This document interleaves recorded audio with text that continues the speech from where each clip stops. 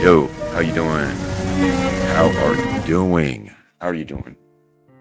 'Tis I, Rob, of the famous Right Power Podcast. We're not famous yet, but we're gonna be. We're gonna be famous. You just wait. You people, just wait. Oh. Felt like holding my mic this time because I do have some mic conundrums happening every now and again. Today I have a treat for you. We have this video of Marco Rubio at the security conference in Munich, Germany. And I'm not gonna lie to y'all, this is like the most moving speech I've ever heard in my life. It was geared towards nationalism, very, very well spoken, and I want to share it with y'all, and I'll give some commentary on it. So I'm gonna just let's just go for it. All right. Thank you very much. We gather here today as members of a historic alliance, an alliance that saved and changed the world. You know, when this conference began in 1963, it was in a nation, actually it was on a continent, that was divided against itself.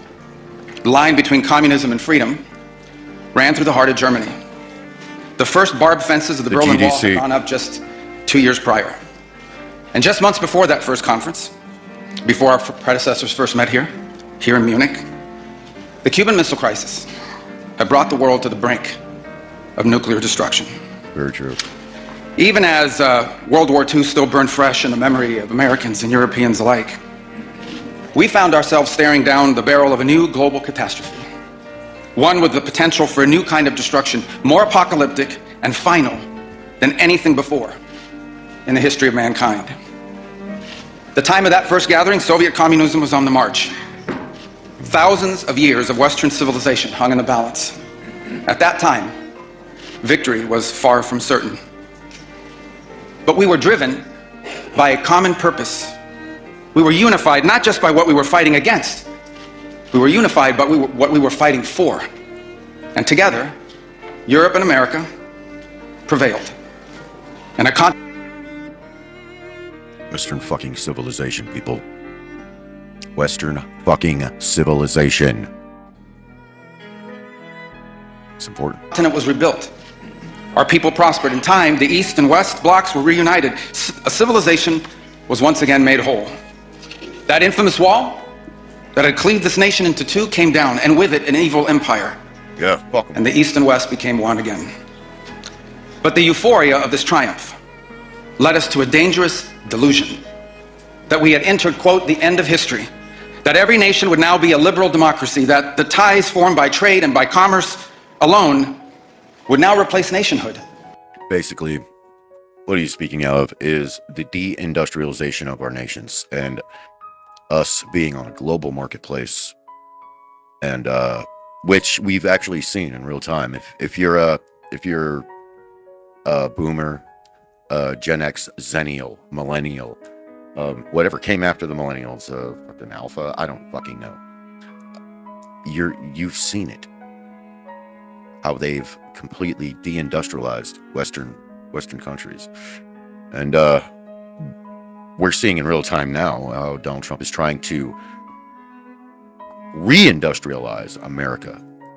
Now what my friend here, gigantic, massive Marco, is trying to say is we want to completely fucking, we want to take Europe and possibly the UK if they get off their stuff. We want to take them with us. That's on them now. I will continue. That the rules-based global order, an overused term, would now replace the national interest, and that we would now live in a world without borders where everyone became a citizen of the world. Nationalism's good. This was a foolish idea that ignored both human nature and it ignored the lessons of over 5,000 years of recorded human history. True. And it has cost us dearly. Very much so. In this delusion, we embraced a dogmatic vision of free and unfettered trade, even as some nations protected their economies and subsidized their companies to systematically undercut ours, shuttering our plants. I know you've seen it. Resulting in large parts of our societies being deindustrialized, shipping millions of working and middle-class jobs overseas, and handing control of our critical supply chains to both adversaries and rivals. We increasingly... Now, when he's saying that, if you don't get it, he's speaking of China, Russia, like cutting off our energy supply, as Biden did with the pipeline, and basically we were buying oil from Russia, and they were getting it from Iran. Same as they do in Germany, same as they do in the UK. Brutal. We outsourced our sovereignty to international institutions while many nations invested in massive welfare states at the cost of maintaining the ability to defend themselves. This, even as other countries have invested in the most rapid military buildup in all of human history and have not hesitated to use hard power to pursue their own interests. To appease a climate cult, we have imposed energy policies on ourselves that are impoverishing our people, even as our competitors exploit oil and coal and natural gas and anything else, not just to power their economies, but to use as leverage against our own. Yep. And Now, in a that pursuit in of... itself is it's hypocrisy. You know, we institute climate agendas on ourselves, and you know, with wind, solar, and whatever. I think geothermal would be great. You know, as a you know, like an add-on, or even tidal. Tidal would have been fucking nuts, but all these are facilitated by our so-called enemies, which would be, you know, China. That's where we get the propellers from for the fucking wind farms and the solar farms, and they're all made using plastics which are made out of oil, and yeah, and they're completely they're immune to it all. They don't have to even do it. They will use whatever power they use: coal, gas. They don't. China, places like China, Russia. They're not part of a climate agenda. And the worst culprits that create the most greenhouse gases. America, we're not even on the fucking. We're not on the list, really. The worst of the worst is China and India. I don't know why it's India, but I have a feeling it has something to do with they love cows and there's a lot of cow farts. But we'll keep going. World without borders, we opened our doors to an unprecedented wave of mass migration that threatens the cohesion of our societies, the continuity of our culture, and the future of our people. Open the borders, man. We open the borders Together. And now, together, we owe it to our people to face those facts and to move forward, to rebuild. Under President Trump, the United States of America will once again take on the task of renewal and restoration. Fuck yeah. Driven by a vision of a future as proud, as sovereign, and as vital as our civilization's past. Flip our cocks out. And while we are prepared, if necessary, to do this alone, it is our preference and it is our hope to do this together with you, our friends here in Europe. He's cooking. For the United States and Europe, we belong together. America was founded 250 years ago, but the roots began here on this continent long before. The men who settled and built the nation of my birth arrived on our shores carrying the memories and the traditions and the Christian faith of their ancestors as a sacred inheritance, an unbreakable link between the old world and the new. We are part of one civilization, Western civilization. We are bound to one another by the deepest bonds that nations could share, forged by centuries of shared history, Christian faith, culture, heritage, language, ancestry, and the sacrifices our forefathers made together for the common civilization to which we have fallen heir. And so this is why we Americans may sometimes come off as a little direct and urgent in our counsel. This is why... And direct and urgent, my ass, dude. We come off. We slap our dicks on the table, bro. We are the world. You know, the fucked up thing is, a lot of people don't understand, you know, they talk about international law. What is international law? There is no international law. It's just whoever has the most fucking power. It's force doctrine, bro. We got We got the fucking firepower. We have the technology. We have the mightiest military on earth. When they talk about NATO, we are NATO. Without America, there is no fucking NATO. They know that. That's why we could just do whatever the fuck we want. That's called American exceptionalism, and we need to get back to it. President Trump demands seriousness and reciprocity from our friends here in Europe. The reason why, my friends, is because we care deeply. We care deeply about your future and ours. And if at times we disagree, our disagreements come from our profound sense of concern about a Europe with which we are connected. Not just economically, not just militarily. We are connected spiritually, and we are connected culturally. We want Europe to be strong. We believe that Europe must survive. Because the two great wars of the last century serve for us as history's constant reminder that ultimately our destiny is and will always be intertwined with yours. Because we know. He's already getting a fucking goddamn. He's not even nearly done. We're at fucking nearly 7 minutes.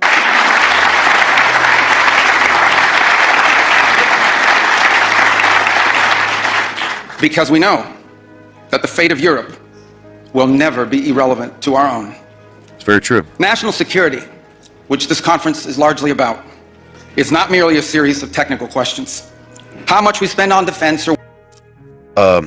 Europe's and our own economies are intrinsically tied together. And that's not, I mean, that's same with the UK. Same with Canada. The truth is, the dollar gets stronger. Every time these people let more fucking third worlders into their countries, we get fucking stronger. Now, we don't want that. We love being strong. Yeah, we love being the biggest dick on the block, sure. In a very male way, I'm talking about that shit. But they are. I mean, I am a child of Europe. Just as Marco Rubio is. I mean, he's a fellow Italian. And why I talk about the UK so much and Europe is because it's important. It's important that we repair. We plead with them to stop their globalist bullshit. Fuck BlackRock. Fuck these motherfuckers. They're not doing anything for you, man. They're killing you. That's what they're doing. They're fucking killing you. Where, how we deploy it, these are important questions. They are. But they are not the fundamental one. The fundamental question we must answer at the outset is, what exactly are we defending? Because armies do not fight for abstractions. No. Armies fight for a people. Armies fight for a nation. Armies fight for a way of life. And that is what we are defending. A great civilization that has every reason to be proud of its history. Say it. Confident of its future. Say it. And aims to always be the master of its own economic and political destiny. Say it. It was here, in Europe, where the ideas that planted the seeds of liberty that changed the world were born. It was here, in Europe, which gave the world a rule of law, the universities, and the scientific revolution. It was this continent. The universities that became gay, by the way. They became gay as fuck. Don't forget that. But they used to actually be inquisitive and thoughtful and ask questions and weren't so quick to suck the teat of this fucking female fuck agenda. Very, very, yeah. That produced the genius of Mozart and Beethoven, of Dante and Shakespeare, of Michelangelo and Da Vinci, of the Beatles and the Rolling Stones. And this is the place where the vaulted ceilings of the Sistine Chapel and the towering spires of the great cathedral in Cologne, they testify not just to the greatness of our past or to a faith in God that inspired these marvels. They foreshadow the wonders that await us in our future. For real. But only if we are unapologetic in our heritage and proud of this common inheritance can we together begin the work of envisioning and shaping. Did you hear that? Did you hear that? If we're unapologetic in our heritage, in our culture, You can't sit here and go, white people bad. We built this. Our ancestors built this amazing society. And it was built. It was built. In America, we mirrored our Constitution. It was based off of parliamentary politics in the UK.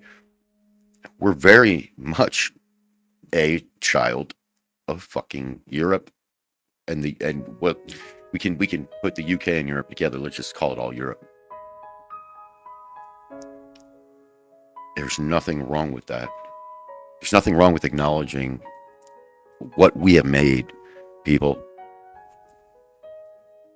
And the people that are the ones who try to lessen our achievements as Europeans, they're just jealous because they didn't build anything. Look outside of Europe. Look in Africa.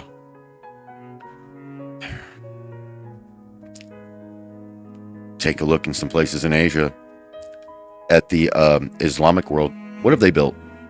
And why they come here? Really important question. Guess there's no answer. Our economic and our political future. Deindustrialization was not inevitable. It was a conscious policy choice. True. A decades-long economic undertaking that stripped our nations of their wealth, of their productive capacity, and of their independence. And the loss of our supply chain sovereignty was not a function of a prosperous and healthy system of global trade. It was foolish. It was a foolish but voluntary transformation of our economy that left us dependent on others for our needs. China, and dangerously vulnerable to Russia. crisis.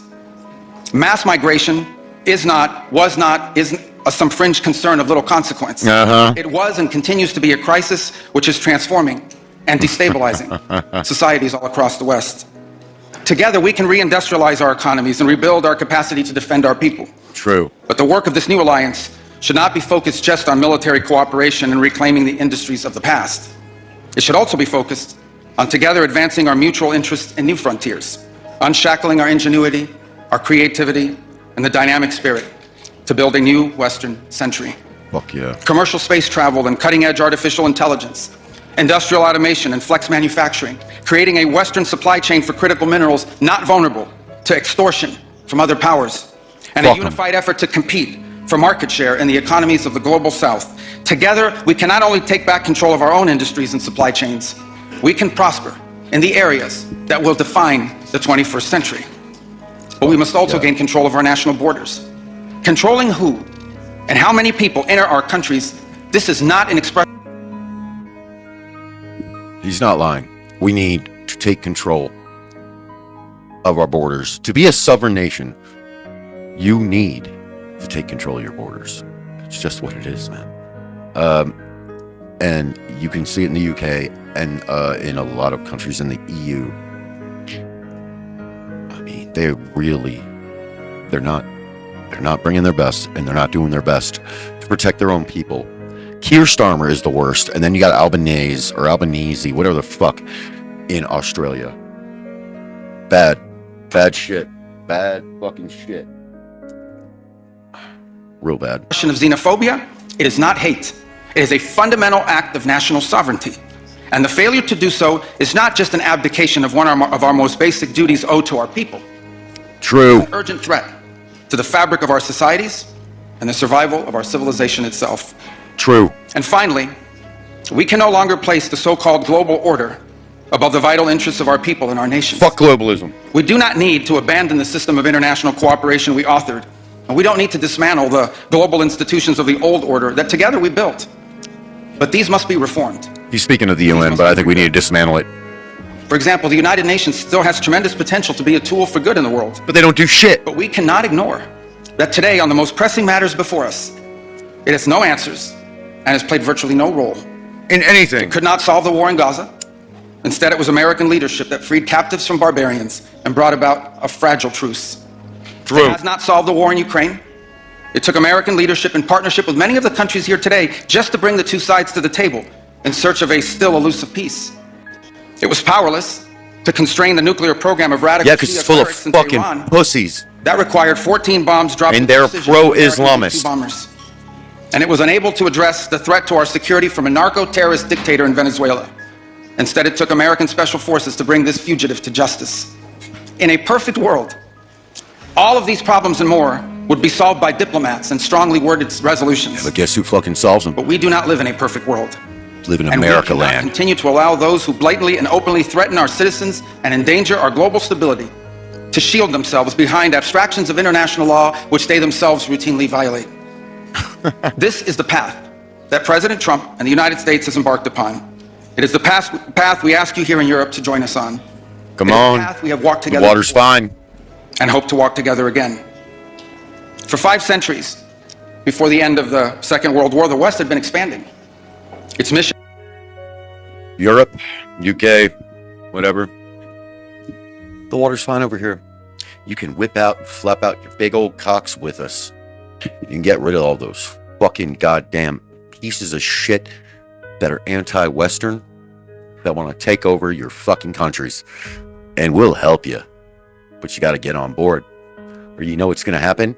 You're going to have a fucking, the American Union. It's going to be just going to be the Earth America. And I'm fine with it. I think it's great. I think we should do Earth America. I like Earth America. What do you guys think? In the comments. Come on. Earth America. Its Fuck yeah. soldiers, its explorers pouring out from its shores to cross oceans, settle new continents, build vast empires extending out across the globe. But in 1945, for the first time since the age of Columbus, it was contracting. Europe was in ruins. Half of it lived behind an iron curtain, and the rest looked like it would soon follow. The great Western empires had entered into terminal decline, accelerated by godless communist revolutions and by anti-colonial uprisings that would transform the world and drape the red hammer and sickle across vast swaths of the map in the years. You want to hear something funny? All right. If you're anti-colonialism, that means that basically you should also be anti-Islam because they're colonized. The fucked up thing is you can't say like, look, I'm trying to fucking word this correctly. All right, the Indians. You see what we did to the Indians. All right, now we conquered them. Not saying it was good or bad, but it led to our society. It led to modern society. And, they're basically wiped out. We got them on reservations. But the ones that survived, the bloodlines that survived, they're doing great, man. They're on their reservation. They all have casinos. But, you guys probably like gambling. That's fine. I don't. But, do you want that to happen to you? Should we be letting Somalians, Mexicans, Hondurans, fucking Colombians, should we be fucking letting these people in?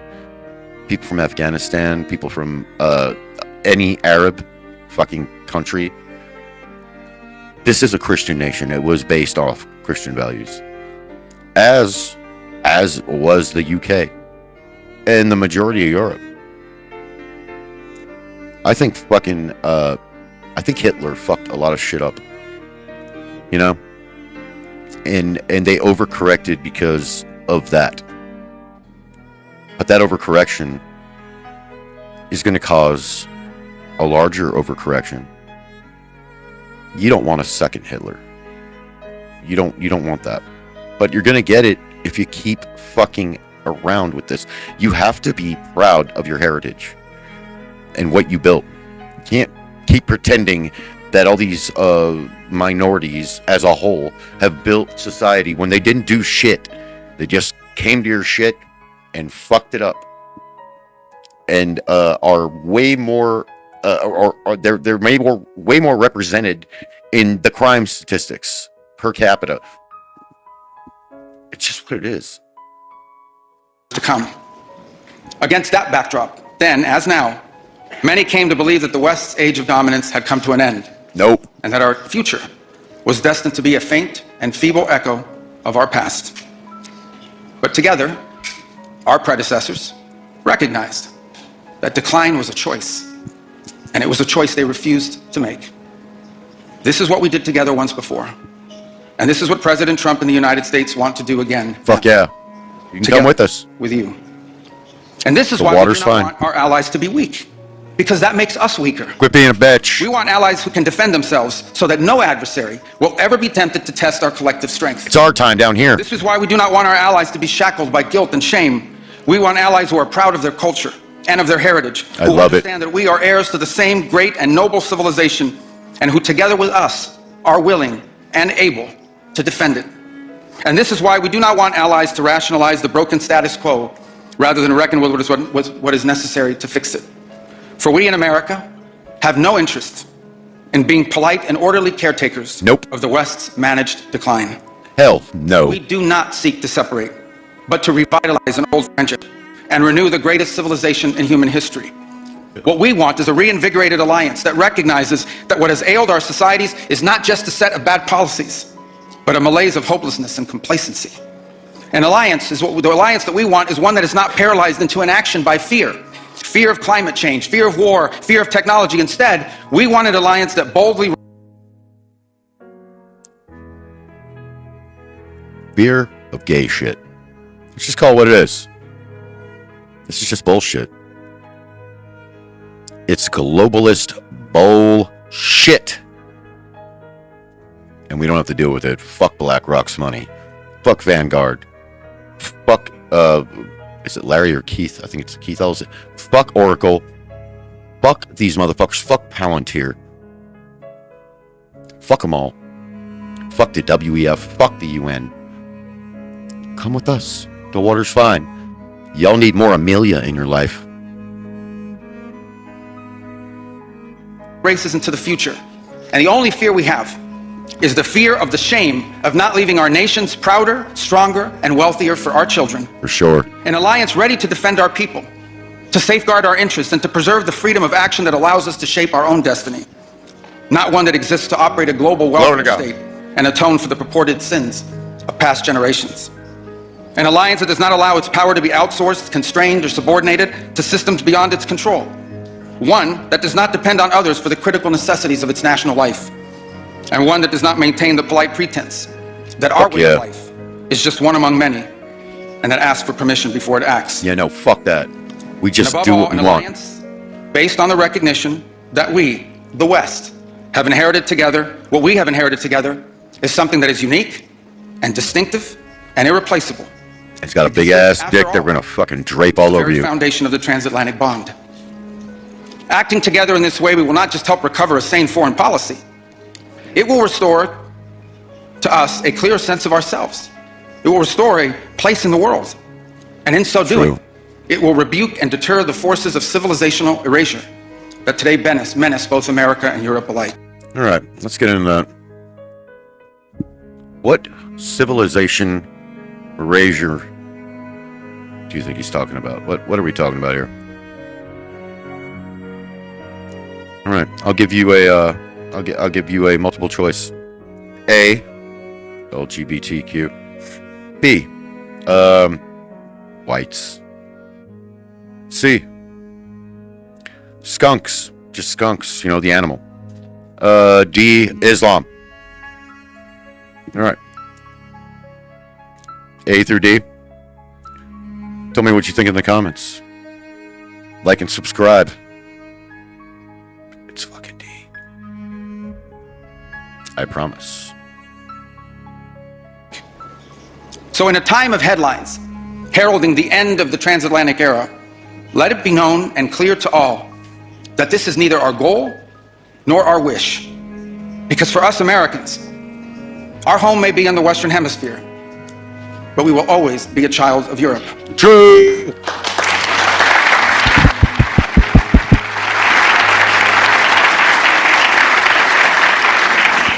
Our story began with an Italian explorer whose adventure into the great unknown to discover a new world brought Christianity to the Americas and became the legend that defined the imagination of our pioneer nation. He came up on it weird. Colonies were built by English settlers, by accident, to whom we owe not just the language we speak, but the whole of our political and legal system. Our frontiers were shaped by Scots-Irish, that proud, hardy clan from the hills of Ulster, They gave us Davy Crockett and Mark Twain and Teddy Roosevelt and Neil Armstrong. Our great Midwestern heartland was built by German farmers and craftsmen who transformed empty plains into a global agricultural powerhouse. And by the way, dramatically upgraded the quality of American beer. Mama. Our expansion into the interior followed the footsteps of French fur traders and explorers whose names, by the way, still adorn the street signs and town names all across the Mississippi Valley.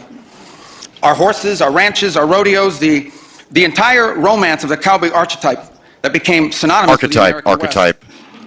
These were born Massive in Spain. markup. And our largest and most iconic city was named New Amsterdam before it was named New York.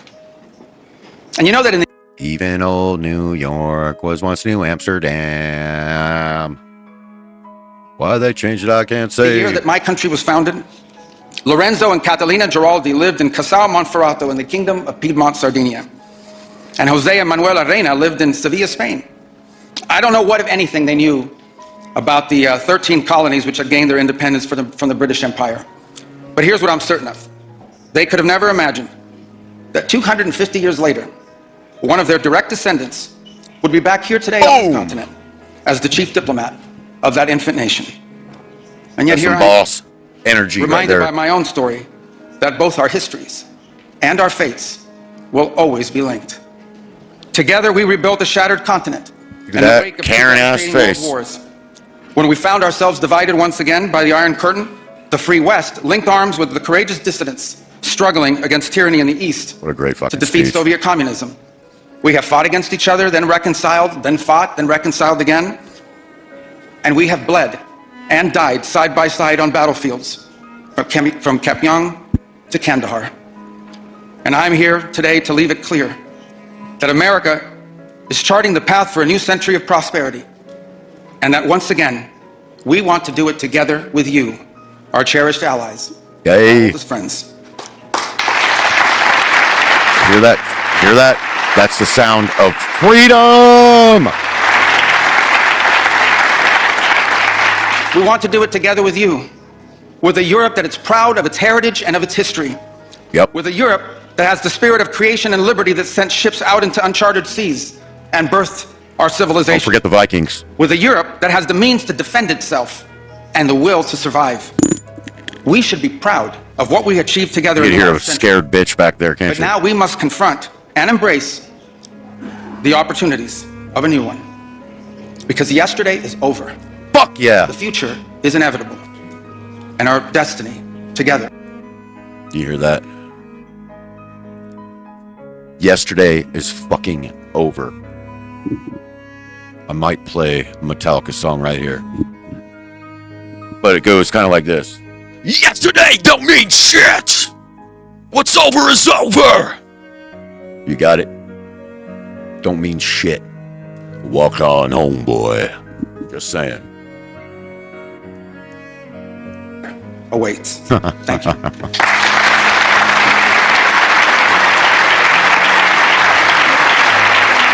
That is what I call a standing fucking ovation. Look at this shit. Look at it. Look at this. This is in Germany, so you know what the fuck they want.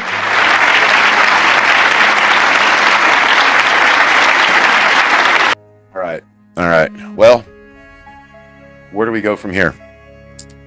All right. One of the best fucking speeches I've ever heard in my life. Absolutely riveting. It gave me chills when I first heard it. This isn't a live watch. I watched this fucking 3 times because it fucked with my vagus nerve. I was like, fucking talk about getting chills, dude. Fucking like for real. You know, and the thing is, the way he put it, we are going places and we're not stopping. And the truth is, we do want to take the UK. We want to take Europe. We want to take any country with us that is willing to heed to a nationalist, like a nationalist platform. And I am so for it. God bless Mario Rubio or his speechwriters, but the delivery was great. Amazing speech. I haven't heard a speech that great in so long. Friggin' gargantuan Marco, massive Marco, fucking Marco, fucking Rubio the Chasm. He is a sleeping giant. He has been awakened, and think about it. He obvious after everything that Donald Trump has said about him while they were running against each other back in the day, calling him Little Marco and all that stuff. Marco is shown himself to be a patriot and very much an ally to Trump. And I love it. I want to see more of it. And I would love for the UK and the EU to come with us. Let's lose the UN, who is controlled by pieces of shit, who's basically controlled by Islamists. The UN just fucking bows to Islamists. And we need to get back to Christian values. Even if you're not Christian values are way better than Sharia law. And we need to shut these women up who are fucking crying about this, because oh my god, it ain't racist to fucking be proud of your heritage and what our